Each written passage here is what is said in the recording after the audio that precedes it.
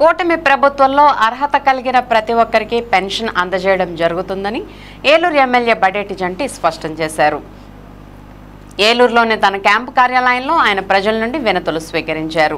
తమ సమస్యలను పరిష్కరించాలని కోరుతూ నియోజకవర్గానికి చెందిన ప్రజలు ఎమ్మెల్యే కార్యాలయానికి వచ్చి ఎమ్మెల్యే బడేటి జంటికి వినతులు అందించారు. వాటన్నిటినీ స్వయంగా పరిశీలించిన ఆయన సమస్యల పరిష్కారానికి సంబంధిత అధికారులకు అప్పటికప్పుడే ఆదేశాలు జారీ చేశారు. అలాగే పలువురు కూటమి నాయకులు కార్యకర్తలు ఆయన మర్యాదపూర్వకంగా కలిసి పుష్పగుచ్చాలు అందించారు. అలాగే పలువురు ఆయనకు ఆహ్వాన పత్రికలు అందించారు. ఈ సందర్భంగా ఎమ్మెల్యే బడేటి మాట్లాడుతూ ప్రజా సమస్యల పరిష్కారానికి కూటమి ప్రభుత్వం అధిక ప్రాధాన్యత ఇస్తోందని, ప్రజా సమస్యలకు శాశ్వత పరిష్కారం చూపుతున్నామని చెప్పారు. అలాగే అర్హత ఉన్న ప్రతి ఒక్కరికి పెన్షన్ మంజూరు చేయడానికి చర్యలు తీసుకుంటున్నామని అన్నారు.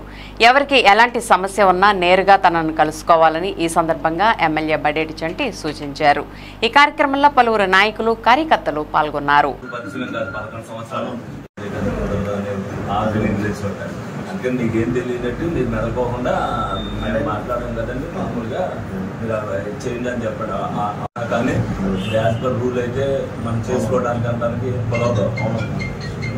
వాళ్ళైనా అనుకోకుండా వాళ్ళ అమ్మదైన దగ్గర పెట్టబట్టి వాళ్ళు కూడా వాడికి తీసే ఉన్నారు. వాడు ఎక్కడైనా చేస్తున్నాడేమో అని అది అర్థగట్టండి.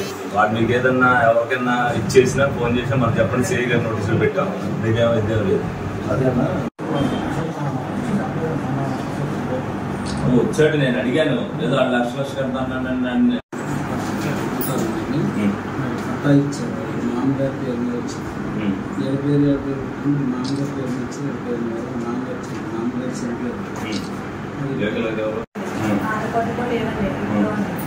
మామగారు రిప్రజెంటేటివ్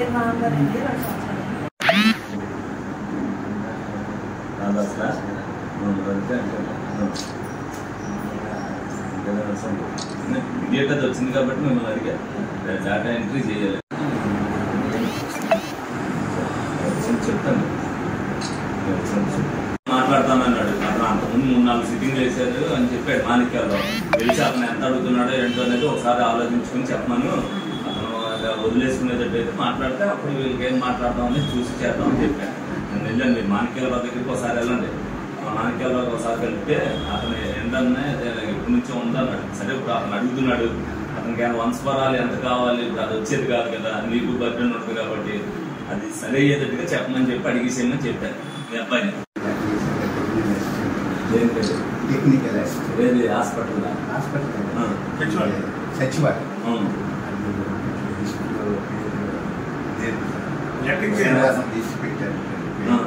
ఎక్కడ నువ్వు ఎక్కడ ఇచ్చావు?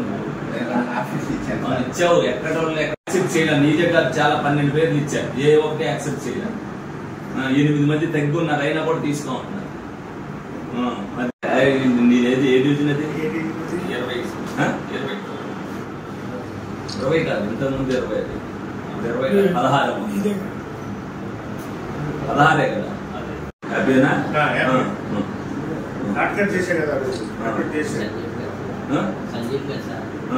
రెస్ట్ తీసుకో.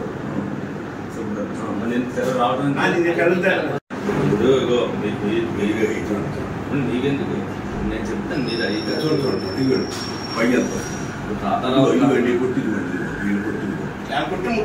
ముట్టుకున్నామంటే షట్టర్లో తీయాలి, బోర్డు వ్యవహారం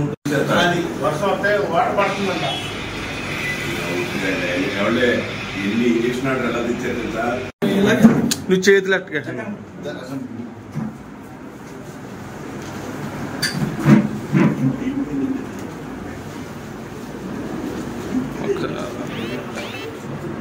ఒకసారి పెద్ద షెడ్ కళ్యాణంలో ఒక్కగా మామూలుగా కట్టేసుకొని మాకు అంత్రి కూడా వస్తుంది. అదనుకో సంవత్సరం